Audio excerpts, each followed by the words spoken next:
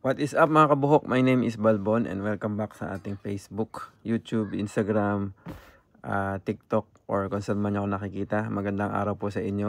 Ayan. Ito po ang ating quick unboxing. Ang ating guest for today ay isang Shoei helmet again. Ayan. Ito po ay si J Cruz 3 Wheezy TC11. Ayan. Maraming salamat po sa nag-purchase sa atin. At tara, unbox natin. Ayan. Siyempre po, meron tayong kasamang dry lens made in Japan. Ito po yung anti-fog ni Shoei. Ayan. Lagi pong meron si Shoei na anti-fog. Basta po yung kanilang helmet ay merong lens na pwedeng lagyan ng anti-fog. Meron kasing helmet na walang anti-fog yung Shoei EX0 at saka J Cruz. I mean JO. Yan, ang kasama nung ating J Cruz ay meron siyang tingnan natin. Ano ba yung mga nandito sa loob? So meron siyang sticker, tapos yung replacement ng anti-fog, pantanggal nung pin sa anti-fog at saka lubricants. Yun lang naman yung kanya, wala siyang mga ibang accessory pa. So ito lang ang kanyang inclusion. Ayan, balik natin para hindi tayo malito. Shoei meron din pasunod ng mga stickers yan. Okay. So, ito po the rest ng boxes. Ayan, wala nang natira. Ayan natin dyan. So, J Cruz 3. Ito po yung kanilang very functional na half face na Shoei kasi meron siyang dual visor. Ayan. So yan, ito po ang J Cruz 3 na Wheezy. Marami itong kulay, may red, may blue, mayroong black. Yan, check out nyo na lang po or PM nyo po ako para sa mga inquiry nyo dito. So ito pong si Wheezy ay matte finish na parang military green ang kanyang kulay sa actual. Ayan po, pinakikita ko lang. So very functional. Bakit po? Kasi po meron siyang dual lens. Ayan, retractable. Ito po yung kanyang madali po itong mahanap kung kayo naka gloves. So slide nyo lang po na ganyan. Ayan po. Bali pag magkakabit kayo ng Bluetooth comms, yung kanyang hybrid mic yung gagamitin nyo. Meron na rin po siyang mga slot dito. Ayun pala, hindi pala nakita. Ayan, may mga slot na rin siya dito na lalagyan na ng mic. Tapos, ito po ay naka-ratchet type na helmet. Yung pong pinakamaganda sana yung double D-ring. Pero dito po sa mga model na mga generation series katulad ng Shoei Neotech 3 or Shoei Neotech series, GTR series at saka ito pong J Cruz ay binago na po nila ratchet type. Medyo convenient po ito. Kaso lang mas safe yung isa. Mas maganda yung double D-ring. So ito pong J Cruz 3 ay naka-ratchet type na. Yan. Para sa mga may gusto ng ratchet. Kanya-kanya naman yan eh. So yun, ano pa ba yung features nito? Meron tong isa, dalawa, tatlong intake vents at merong isang exhaust. Nasasara ba to? Ano, bubukas? Hindi. Naka-open lang siya talaga.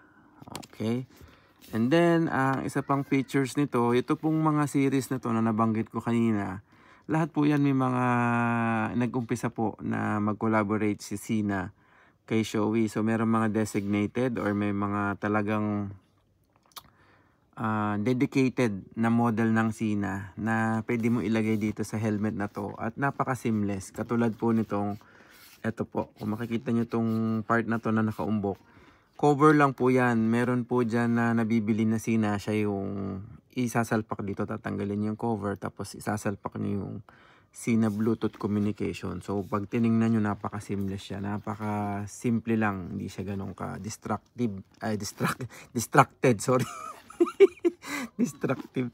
So yun po ang features niya. Although sa Pilipinas mas kilala yung Sina, meron din po dito sa Japan na parang Japanese manufacturer na nagawa din nun. Hindi lang yung SLR3 ng Sina ang pwede kabit dito. Meron pa isang brand. At hayaan nyo at i-research ko na lang. Pero kasi ang lagi ko pong sinasabi sa mga client natin kung anong pipiliin na Bluetooth comms, lagi ko pong sinasagot dyan tingnan nyo po kung ano yung mga gamit ng mga kaibigan nyo. Kasi mas maganda po kung kayo pare-parehas, kung kayo tropang cardo yung bilin mo kasi para sa rides nyo, mas enjoyable, magkakakonekta kayo sa mesh. Tapos yun pala, kung bibili kayo ng Bluetooth mesh, ng Bluetooth communication, piliin nyo na yung merong mesh. So, right now, dominant ang Cardo sa Pilipinas. Sunod Sena, and then may bagong isa na lumalabas yung Reso. So, mas maganda kung pare-parehas kayo kasi pag hindi kayo pare-parehas, ang mangyayari niyan, via Bluetooth comms lang kayo and yung ranges nyo mas limited. Yan. Pero meron naman yung mga workaround kung paano nyo masosolve yan. PM nyo na lang ako, baka may ma-share ako. So yun, balik tayo. Tawag rito. Dun sa Bluetooth comms, tawag rito kung ano yung mga gamit ng mga tropa nyo. Yun yung bilhin nyo. Kung sina kayo or majority ng tropa nyo or kasama mo lagi magra-ride ay mga tropang Sena kayo. Kung Cardo, kung Reso. Para wala kayong problema sa communication. Tapos, ano pa ba? Since etong Bluetooth comms na to ay heavily Sina, towards Sina siya, si Cardo naman, gumawa siya ng adapter nito.